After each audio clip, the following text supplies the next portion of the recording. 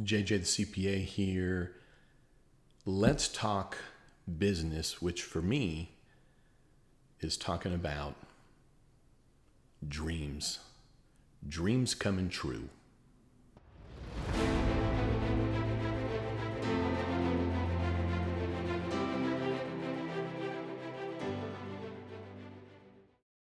So I thought we could have a conversation about dreams coming true.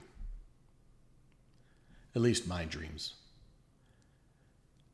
I'm a certified public accountant. I've been practicing for 27 years. I've got my own practice, doing a number of other things now, almost 50 years old, 48.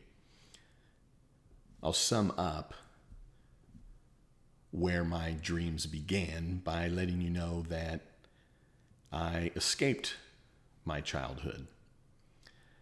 I left home at 17, went off to college, got a 5-year degree in 4 years so that I could get after achieving my dreams. And everybody's dreams are different.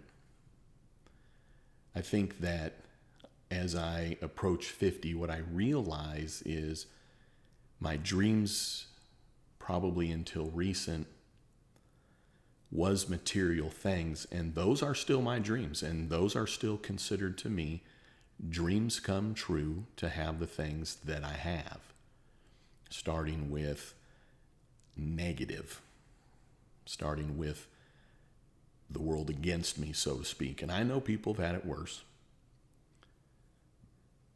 but it's still, to me, was achieving all the dreams that I've achieved. And for me, what I defined as my dreams come true were my symptoms of the dream coming true. So each time that I achieved a dream, which was materialistic, either making a certain dollar amount, obtaining a materialistic item, joining something, driving something, I was achieving that dream. And as I was achieving each one of those dreams, I was climbing up the ladder to actually achieve the dream that I started thinking about when I was a kid. And I think until recently, I didn't really realize that all those dreams I was achieving was really the symptoms. It was the sign that my ultimate dream was coming true. So not at all am I saying, well, now that I'm approaching 50, I realize what's important in life. I feel like I've known what's important in life since I was a kid. My priorities haven't changed. My goals, what I value, has not changed. As I've grown and been mature, experienced, gain a little wisdom. You have kids, they grow up. I've got a 23-year-old and an 18-year-old. And this isn't a standard video where it then turns into a tear in my eye or yours at the end because I realize what's really important in life. We already know what's important in life. We already know what that is. We may uncover it more. We may realize it more. But we already know what we value. We probably all know what our dream is. It'd just be allowing yourself to dream it. It's allowing yourself to see it, to envision it. My dreams coming true as I was gaining materialistic things, and there are people that have way more than me, was the ratchets that I was achieving each time as I was climbing up. Boom, boom, boom. So when this happened, then this happened, and this happened, and this happened, and this happened, and this happened, and this happened. Now, when I set out to achieve those dreams, I saw each one of those dreams probably as a separate dream. You know, I've always dreamed to drive a car like this. And then when I did, 18 years ago, I achieved that dream. And then when I bought something that I could wear, a certain object, it's like, oh, I achieved that dream. And then I achieved it again and again and again. And then when I achieved the dream of being able to join something, to be able to play somewhere, it's like, oh, I achieved that dream. So I saw them all as different dreams, so to speak, different goals, different boxes to check off. And I love it that I've achieved those dreams. I'm proud of it. They didn't come at a cost, I don't believe, to me, not a personal cost. I've never missed a game, never missed a recital. I don't need to go into all the details other than just to say, I don't feel like I've missed out on anything. I think I had to work harder, actually, not to miss out on things, work later. But in terms of my dream coming true, all those things had to happen for my dream to ultimately come true. Now, one of the things that I talk to my kids about is that I wished I would have dreamed bigger. See, when I was 17, I was determining who I was going to be, but maybe a little differently than you might think a 17-year-old has to conclude who they're going to be. So think if at the age of reaching majority, reaching age 18 for you, that you would have a clean slate. Doesn't even mean that you had anything in the past to wipe it away, but you had a clean slate to then put up on a board who you wanted to be as an adult, who you wanted to be as a father, who you wanted to be in life. What would that look like to you? So when I was reaching the age of 18, I had to make a determination if I was going to change my name to the false name that I had grown up under, which was Crane, or if I was going to revert to, by default, back to my birth name. So at the end of the day, growing up, I grew up Joshua Crane.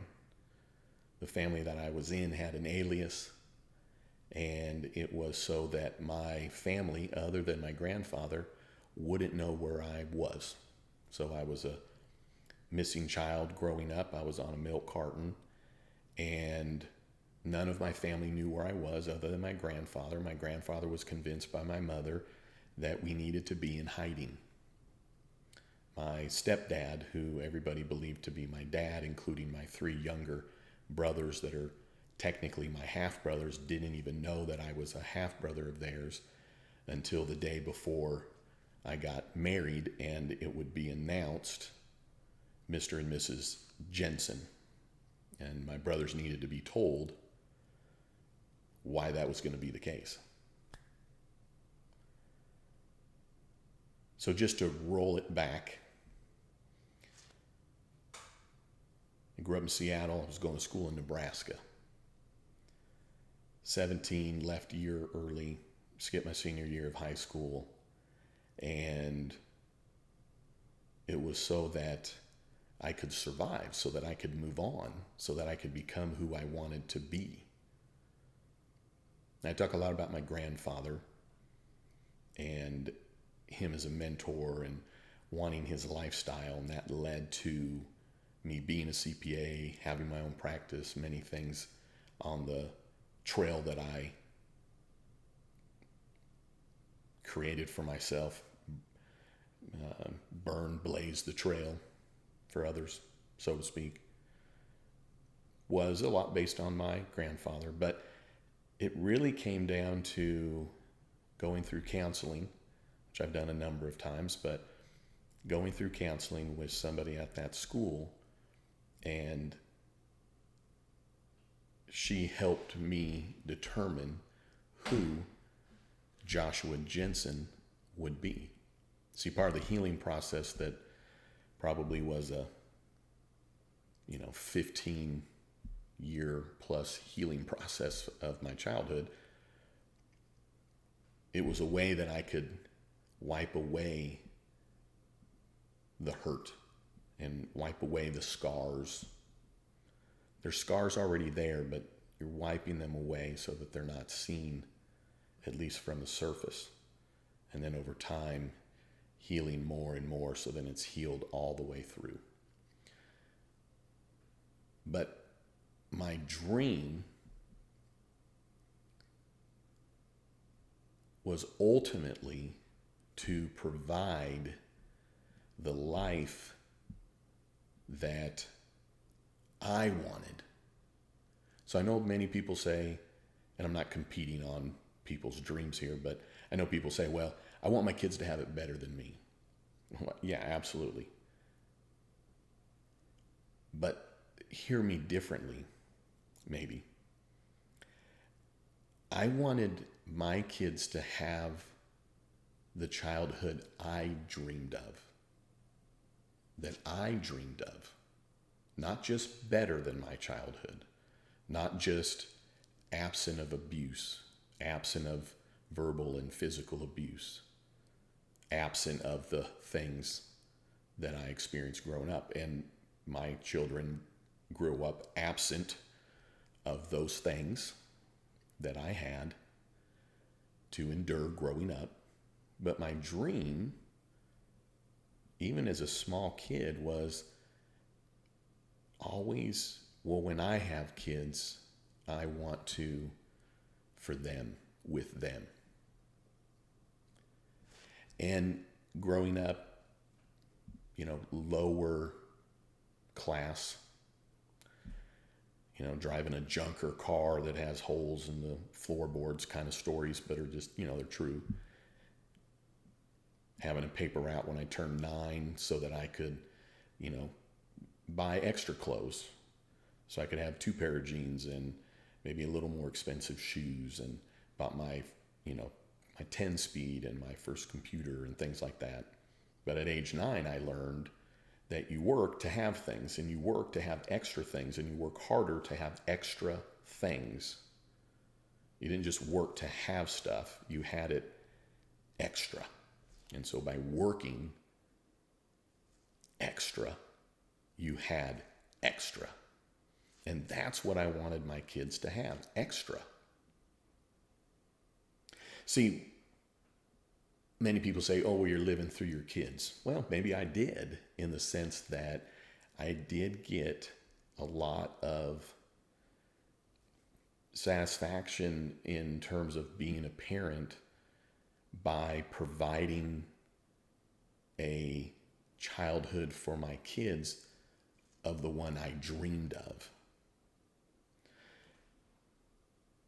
So when you're walking to school and your shoes have fallen apart and there's no way you're going to get new ones, and the embarrassment when you're wearing, clothes that clearly aren't new, when you have holes in your jeans that can't be fixed, and of course before that was cool, when you don't have the name brand, and not even saying like, oh, kids were cruel. It's just, kids make fun of kids. It's just, there's normal embarrassment. The car that I had to drive, the things that I had to do that other kids weren't doing in terms of working, even at a younger age, and what it was going towards. So I wanted a dream to come true for me and my kids to be able to sit on the front row behind home plate, to sit on the first row at the 50-yard line, to be in a car that doesn't break down that then leads to physical abuse, to be in a set of circumstances to not long or want for. Because those were things that I had to endure. And probably seemed worse because of the other things that I had to endure growing up. So it probably just seemed worse. You've got to remember you're talking about a kid here, but it seemed probably worse when your shoes, the soles are coming off on the bottom and you're trying to figure out how to keep them connected. You can't get new shoes. And then if you say anything, you get tossed around, hurt. So it probably seemed worse. So as I was achieving and obtaining materialistic things and expanding what I owned or where I lived, absolutely was for me. I'm not going to sit here and pretend like, oh, I did it all for my kids. Well, I did it for my kids, but I also did it for myself. And I'm just real about that. I'm just real about it. But I think that, as I told you earlier, I wish I would have dreamed bigger. I didn't know how to dream bigger, but I wish I would have dreamed bigger because I can sit here and tell you today that all the things that I wanted to achieve, the materialistic things, the amount of money I make, the things that I own, I've achieved all those things. And for me, coming from Mount Lake Terrace, Mount Lake in Barris, in the greater Seattle area, is pretty freaking huge for me. Pretty freaking huge. To go off to school. And many have had it worse. Many have overcome way worse than me. But more the point of this is that the reason the dreams came true is that I just believed they would. The reason every single one of my dreams came true is that I believed they would. I just didn't have any doubts. There was no knocked down. I didn't see it as being knocked down. I didn't see it as, well, I'm going without this, so I must not going to be able to achieve my dream. I mean, when I first opened my practice, went down to one car, it was a piecer, didn't have really an office, just had an address, couldn't afford hardly anything, scratched it out like most small business owners. And for me, though, I didn't look at it as, well, gosh, I hope I make it. I hope it's enough clients. I mean, it was just, I kept achieving and achieving and achieving, but I didn't know otherwise. So even when I look back, I can find like, oh, well, that was a setback. That was a setback. That was a misstep. I never saw it that way in the sense of, oh, well, I must not be heading in the direction of achieving my dreams. So when I look at my kids now as adults, at least what I envisioned came true for them. What opportunities I wanted for them came true. That they never had a dream that they had expressed to me that they weren't able to act on and to a level that would be better than most. And what I'll say further on that is that if you just believe your dreams are going to come true, then you don't know it any other way. And the faith that I had that my dreams would come true, if I would have had that same faith with bigger dreams, I know they would have come true. Because I simply believed the dreams that I set out for myself. And as I told you, I had all these, what I thought were separate dreams, which was really tied to one dream.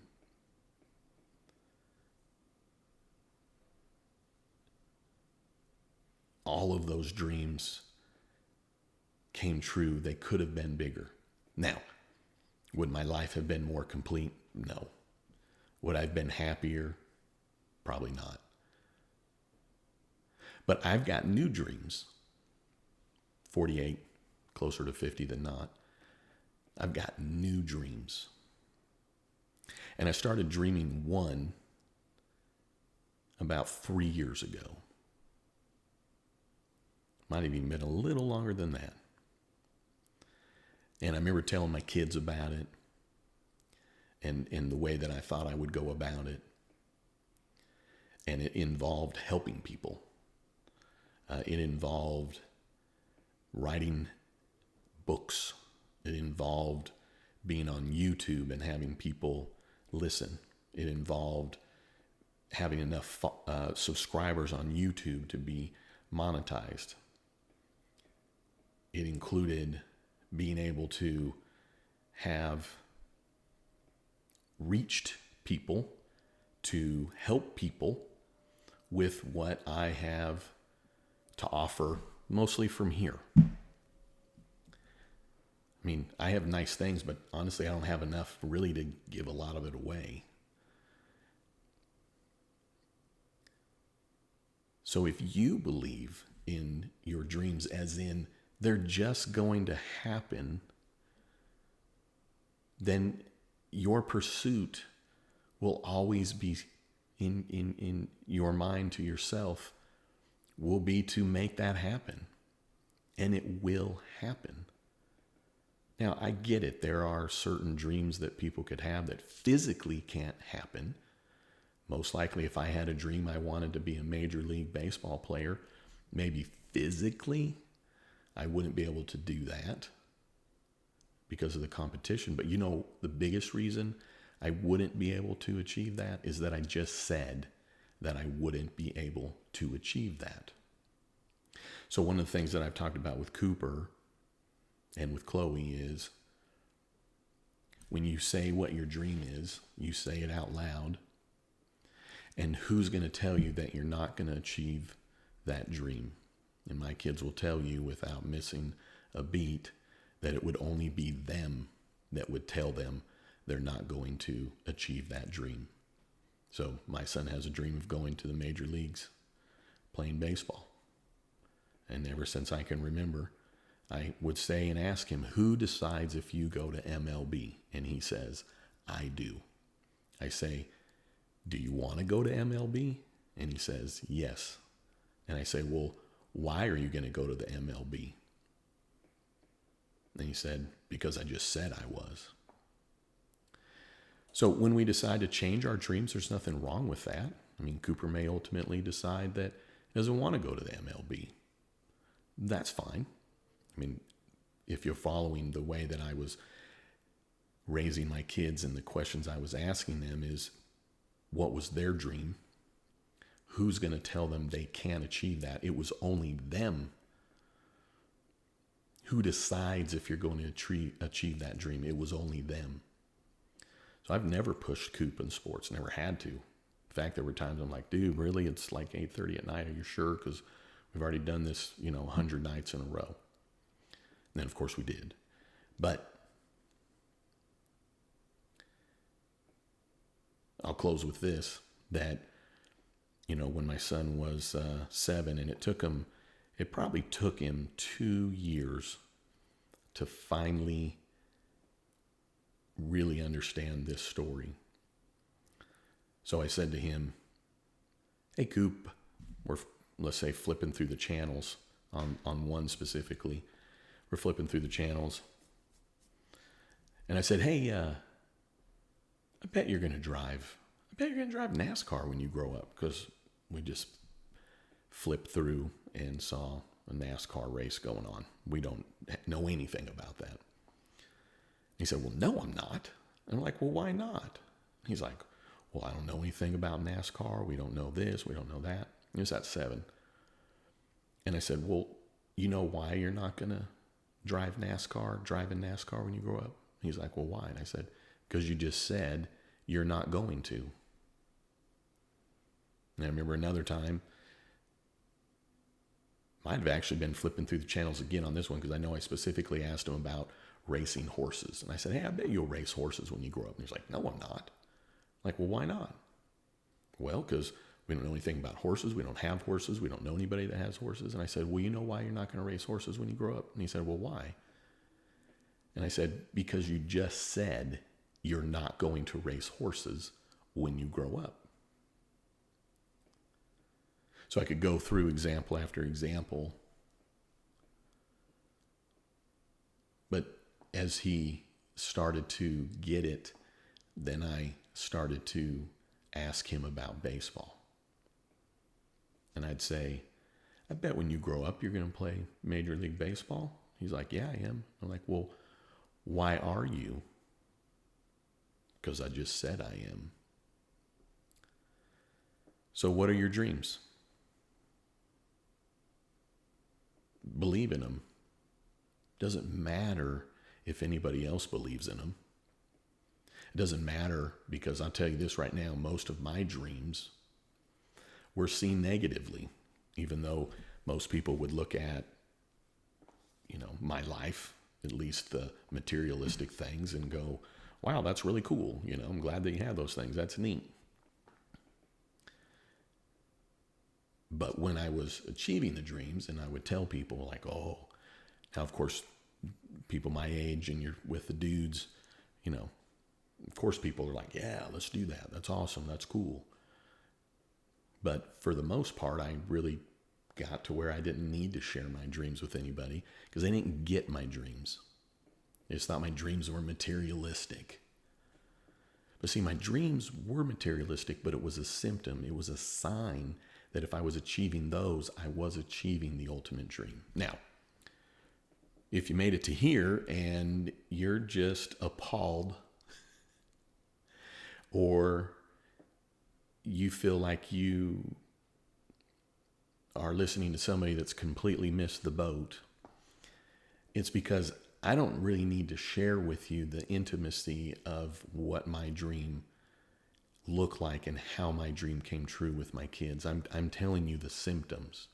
I'm telling you the things that you could look at and you could see. I don't need to share with you up here in the completeness and the fullness of that dream. And for the most part, those that want to tell other people that their dream is no good or that it can't happen, it's because they simply don't believe that any of their dreams could ever come true.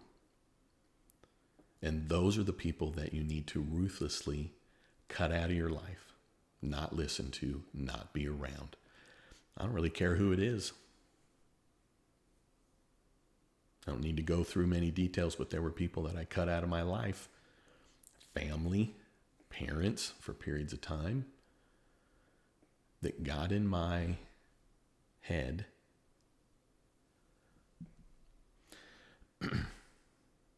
I told you I was closing with that other story, but I'll close with this actually, promise. So there's a movie, book, 7 Days in Utopia, and it's a golf movie. And without going through the whole premise, there's just a coach, a golf coach, with a struggling player who's phenomenal, but he's struggling. And he takes him out to the golf range and basically puts a ball in front of him and says, all right, grip the club. So he grips the club. And the golf coach goes, well, why'd you grip it that way? And the student says, well, I don't know. I just, it feels good. I grip it. And coach said, no. You need to know why you are gripping it that way, so that when somebody tells you to grip it differently, when somebody whispers a suggestion to you, you know that that is not what you need to do. It is not what you should do, because you know what your grip is. So if you know what your dreams are and you believe in them, it doesn't matter if anybody else believes in them. If you know what that dream is, you will achieve it. And sometimes it's easier to achieve a dream, in my opinion, when no one knows around you what the ultimate dream is.